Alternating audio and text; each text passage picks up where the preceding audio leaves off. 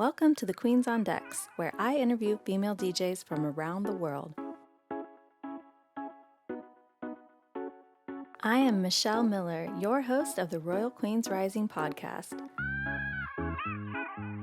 We share our inspiring stories and secrets to our success.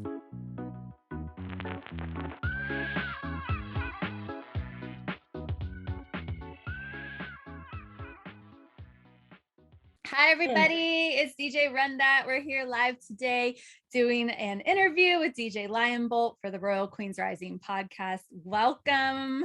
Hey, thanks for having me. I'm really excited, a little nervous. What it is, you know, when we do new things or things we haven't done in a while, like I always feel that like nervous excitement, and I just remind myself when I start to feel that way, like let's just have fun. Yes, definitely. So, yeah, thanks for being on the show. And you know, I always like to start out by learning, like, how did you get into DJing? Yeah, so it's been a little bit of a journey. Interestingly enough, when I was younger, I used to record myself on a boombox with a cassette tape, and I would play music and then pretend to be the radio DJ. And I did it all the time. It was like my favorite thing to do.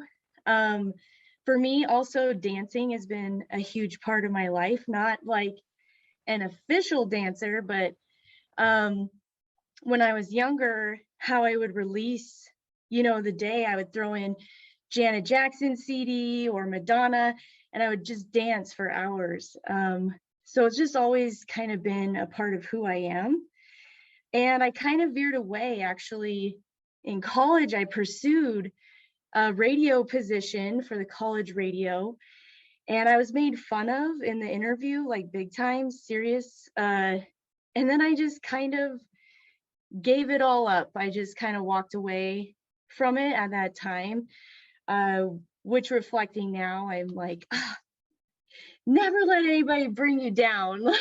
There's always going to be haters and people that'll make fun of you. But then I've been on a spiritual journey for a very long time, just kind of healing my past, and I won't dive in too much into it, but really awakening like who I am and coming back to my light and my true self. And so I actually tapped into this music, and I had this vision. I feel like sounding like all crazy when I talk about it, but Nah, you're speaking my language. I had this vision in a meditation, and it was very vivid, and it was creating music paired with light that was like really uplifting, where you could dance to it, but where it actually raised frequencies and vibrations in the people who were participating and listening. And I was like, I have to do this, like this is my journey. And so I kind of just started getting gear and learning and putting myself out there. And so LionBolt really is strength and energy, and that's kind of what I want to bring when I play music, and when I make music, that people will leave feeling like energized and confident to be who they are, and follow their visions. So that's the ultimate kind of pathway that I'm I love it. I definitely have, these lists that I've started to build that are, the uplifting and the positive, and like the different moods and energies, different playlists like that. And I have noticed, like, I'm always creating my style. Like, it's always changing because I love all the music. But when I listen back to some certain sets that I was able to play, collaborating with different people across the world throughout the quarantine, I was like, wow, like it really is forming into something. Like, there's definitely a theme of upliftment, breaking out of your fears and all of that. So I'm curious, like your process when you're curating like a set, how does that work for you? Yeah, so I'm still kind of like a newbie, and mainly I've been playing online. And so when I choose music, this also is kind of resonating with the spiritual, but when I hear music that kind of gives me chills or like makes my hair stand up, I'm like, oh yeah, like this has got to go in my set. Um, and again, I'm still figuring it out as well, like what you were saying, like what is the vibe that I'm bringing, and also branching out into new genres and kind of understanding music. I play for the UK bass radio, and they're like drum and bass and like UK garage, which I've never been into.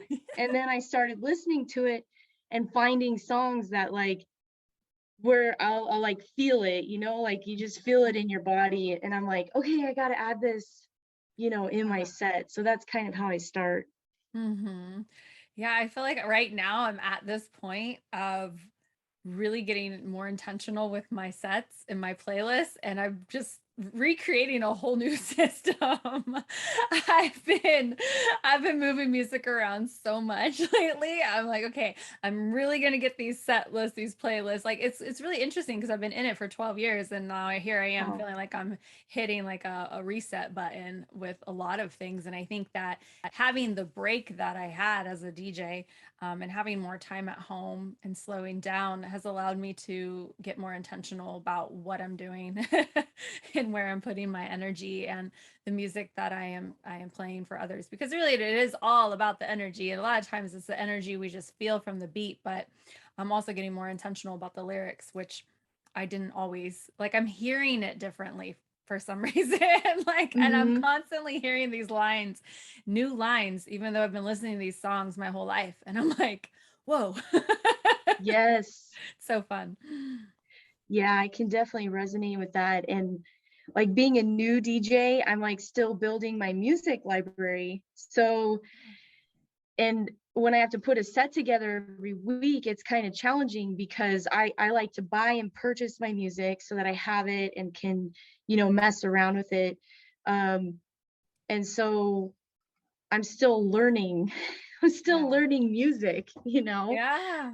And there's so and much of building it. it. So what is your main genre, like if you're doing it your way? Like what is your main style? Yeah, I hang out in the tech house, I think is mainly where I'm at. I just really like the bass lines usually, and sometimes you get really beautiful singing, with the tech, and I love that combo. Yeah, I'll have to explore it more. Like that's a goal of mine, is to understand all the different EDMs, even though that would take a lifetime probably. I know. I mean, when you go on Beatport, there's so many different genres. I also hang out in Afro House. Um, I just love the drums and how it how it impacts me in my dancing and my movement. Not a lot of people are into those genres, so um, Yeah.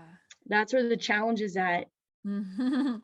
Yeah, I've interviewed quite a few women from Zambia, and the Afro House is really big over there. I did just actually put together an Afro House playlist. I haven't really listened to it much. I just listened a little bit. Like I'm just building and stacking all these different crates right now because I actually joined Crate Hackers. Have you heard of Crate Hackers?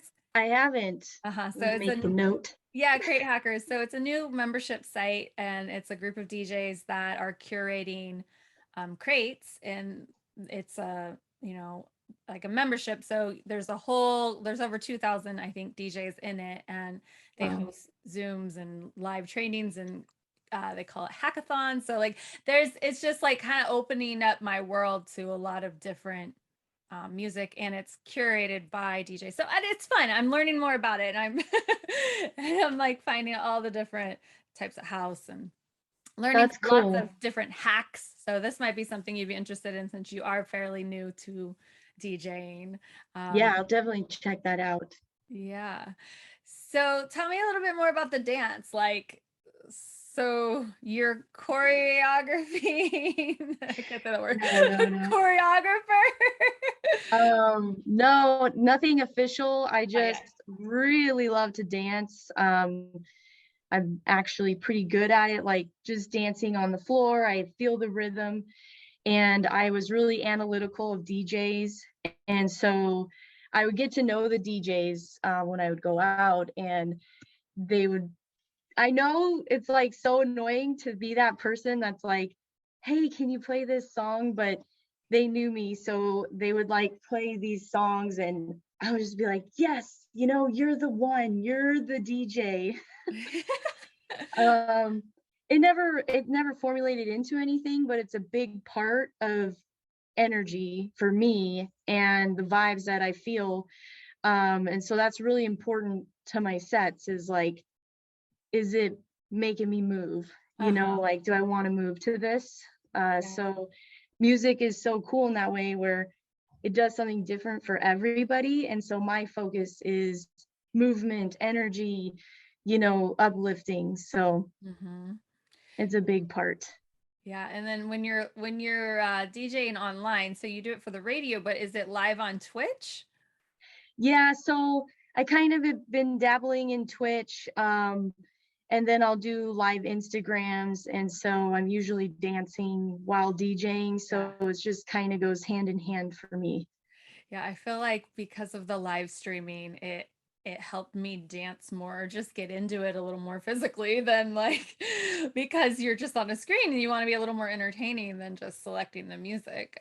So For it sure. encouraged me to dance more, get on the microphone more, and engage with the audience on Twitch. And so now that we're back to live events, I see me doing a lot more of that, which is great. I feel like we're entertainers. You want to be fun to watch and listen to. Yes, definitely. Hmm. Do you have any exciting projects that you're working on right now? Um, yeah, so one is I'm headed to the UK on Thursday, actually. What? I'm so excited to get out Wow. of town. But I am part of another online radio community called the Secret Lounge Radio, and they're doing their first live event with all of their female-based DJ radio, and so we're all DJing this Saturday. So I've been putting a set together for that. So that's been really fun. And then it's been kind of slow because I work full time as well, but just trying to learn to produce music. So Ooh. that's very slow, but that's my next step. I Hmm. already got like a song in my head, and so I'm like, how do I create this? Ooh, nice. Do you have someone helping you with that, like a mentor? No. So I reference and have taken classes through digital DJ tips, I think is Uh-huh. what it's called. And they're a great community, and I think that's really important is to have kind of like what you were talking about, the crate hackers, like, and you have like this awesome DJ crew, and I'm like, that's so cool. It's just really, really important, I think, to thrive in this business. Hmm. Yeah, I mean, to have a support in real life and virtually and online, like definitely finding your people is nice. Women to collaborate with is extra special. For Yeah. me, when I find a mommy DJ, I'm like, hey, like we can really relate on a lot of things. Um, so what is it like for you being, a female DJ in Washington? Do you have a tribe there? Are there a lot of other women that you can connect and collaborate with? So I live in well, it's not rural, but it's not the biggest city in Washington. And so I'm actually the only, in my city, Yeah. the only female DJ that I've really heard of. There's some like outer cities that have female DJs. So actually finding a crew here has been a little challenging. And I did connect with one of the radio DJs who has his own business and stuff. And so he's been kind of mentoring me, but really it's just been finding people online. Like when I launched online, I was terrified. I was just like, oh, what are people gonna say? It's a male dominated industry. Am I gonna get a lot of kickback? And in fact, I found the opposite. I just have really kind people that are super supportive so far, and so that's been really, really nice. Yeah. Yeah, that's great to hear. You know, I've been cyberbullied. It doesn't feel good. Oh my gosh. Um, and, you know, but really that's how we build our confidence is just by throwing ourselves out there and putting ourselves online and throwing yourself into the gig and saying yes and doing the scary things and taking every opportunity we can, especially when we're starting out. Because getting over the nerves and those scary feelings and the fears of, you know, how are the men going to react, or, you know, going into that male dominated industry. I feel like it's been being a female in the industry, there's been more advantages, I'd say, from my experience. Um, so yeah, I mean, I think the best thing to do is make friends with everyone. Yes. That's what I found is like I say yes, like, hey, do you want to collaborate on this song or do you want to join this radio station? I'm just like, yes, I'm open to these opportunities because that's how I'm going to learn and meet people and get out there. Yeah. So is that how you got the opportunity to go over to the UK and play right now? Is all through the online radio? Yeah, that was through the online radio, and then I played at a kind of like a pop-up festival in California, and it was she like kind of host events and DJ events and festivals. And I was just like, hey, when's your next festival? And she goes, do you want to play like on the art car? And I was just like, yes, let's go. I'm going to do it. So I flew down to Vegas and drove to this small town in California. And I was like, Wow. this is crazy, but I'm just saying yes. Right. What festival was that? It was, oh my gosh, I think it was the Social Desert Festival. In Lady Pink Panther events. And so she's from the California area, LA. And so Nice. she puts together a lot of events. Nice. That's incredible though that you get to go to the UK. You must be so excited. I'm I'm excited for stoked. you. Yeah, I don't get a lot of opportunity, to play in front of people and then also meet people in real life that are from an online community. So it's just Hmm. really exciting. Yay. So what part are you going to be traveling to?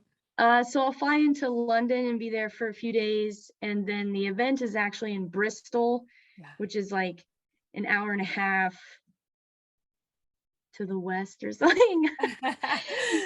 Nice. um, Well, you'll have to post lots of stuff on social media. I want to follow your journey. yes, for sure. Yeah, so I'm really excited for that. Yay. So what are you going to be playing there? So I'm mixing it up a little bit because just based on the crowd, and I know that they're kind of more into like disco, and so I'm just kind of doing I don't know the name of it, but it's like disco house and type of dance music. I'm actually having fun with it. It's fun, upbeat stuff, so I'm excited. That's awesome. Is it called New Disco? Maybe that's what it is. It's like disco with the twist. And you hyphen disco. That's the genre. There's so many to keep up with. There's so many. I'm still learning. Yeah, it's a lifelong journey. For sure. And that's what I have to remind myself, because I will get down on myself because it is easy to compare, like, oh, Mhm. this DJ, like even looking at Sydney Blue and Tia Lau, and you're just like, whoa, that's where I want to be. But I'm like, not even there. I feel like I'm moving like a snail. And I just have to say, hey, like one step at a time, keep that goal there and just Mhm. keep ticking away at it. Mhm, exactly. So how many years have you been playing? Um, so I started in quarantine.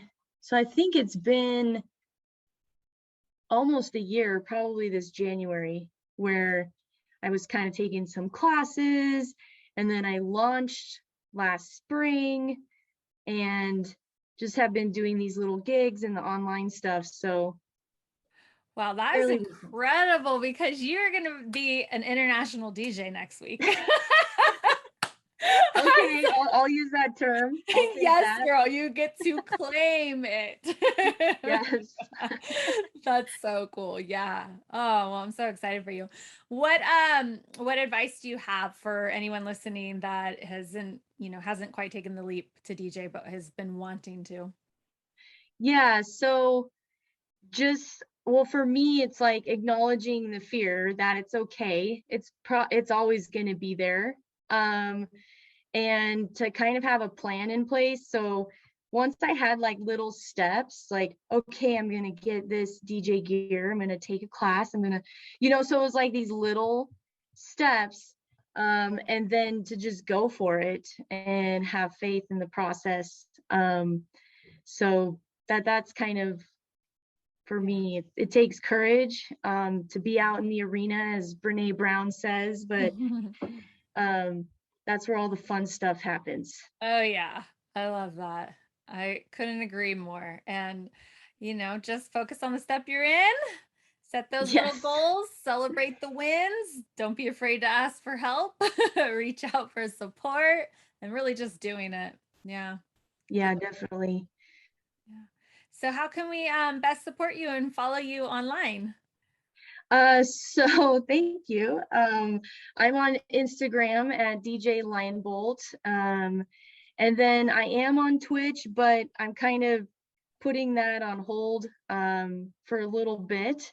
But it is REM_studios is where I'm hanging out there. So yeah, that's kind of where I'm Awesome. at online. All right. Well, thank you so much for being on the show. And it was so great to connect with you. And I can't wait to follow you on your journey to the UK. Go to my website to claim your free gift, a digital copy of my best-selling book, How to Start a DJ Business. www.djrundat.com. Follow me on all social media handles: Facebook, Instagram, Twitter, and Twitch at DJ RunDat. Be sure to subscribe to my YouTube channel.